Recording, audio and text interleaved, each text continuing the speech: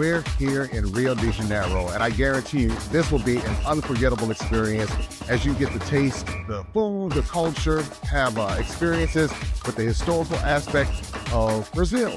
That's right, one of the major parts of the African diaspora. And guess what? We want you to join us here in Brazil. The views are amazing, the food is spectacular, and the experience is unforgettable. And the only thing that's missing is you. Join us.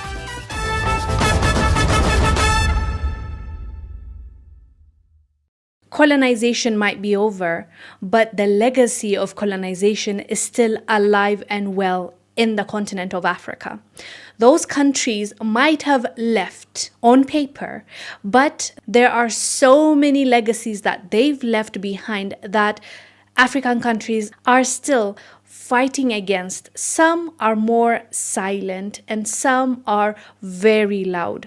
So the instances that we hear quite a number of times is that the organizations that were there, that were left by the colonizers or were sold to their peers, that are still open and live and working till this day. This can be hotels, retreats, organizations. They discriminate against the natives, the locals, the black people of the land. And this is a conversation we've been having for a while.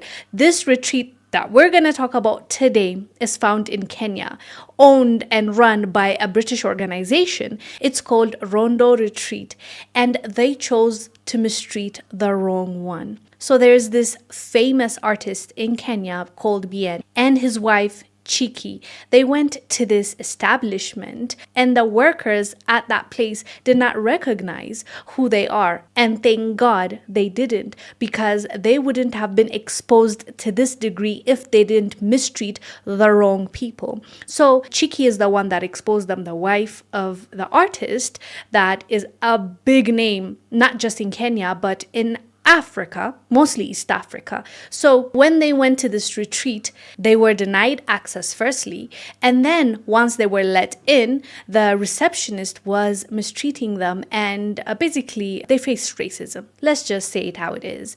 At least that is what they have described. And going back over the years, the same retreat has been accused of racism towards Kenyans. And this retreat we're talking about is in Kenya.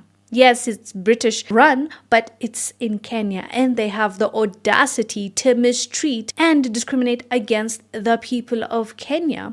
This is what Chika posted. She wrote, "I have never had an experience as disgusting as Rondo Retreat to disrespect Bien, who's the artist I just told you about, and I in our home country with my mom and sister when we spend our entire career raising awareness specifically for Western Kenya is so disappointing. To call yourself a Christian organization on top of that is insane.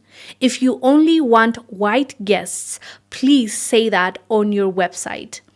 And she actually continued to expose this retreat, because after she posted this, a lot of people came forward and shared the mistreatment they faced over the years, and the reviews go as far as 10 years. These people have been mistreating Kenyans in their own land and discriminating against them and refusing to give them service because of the color of their skin in their own country. Make that make sense. And as I said earlier, they picked the wrong ones. And I am glad that this happened, not because they were mistreated. It's not good that it happened to them. But you know how they say blessing in disguise? Because these famous Kenyans went through this, a lot of Kenyans in the future might now go through the same thing because they have the influence to bring change. Just because they talked about it, now the conversation has started. Kenyans are feeling more comfortable to talk about this. They're exposing them even more. Even the people that didn't get this mistreatment are taking this to the authorities to deal with them. And these are not the only establishments that are mistreating the locals. We've talked about this all over Africa, but the way to stop this racist people in our own continent is to call them out, to expose them, and go to the authorities so that there will be consequence to their action.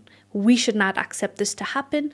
I'm glad they are speaking out on this. They eventually gave an apology, which was not even like an apology, it's a statement, and it never addressed how they treated others. It's just basically like, let us save our name, which I don't think is gonna work. Anyways, fam, let us know down below what your thoughts are about this. I'm Wongel Zelalem. I'll see you on the next one.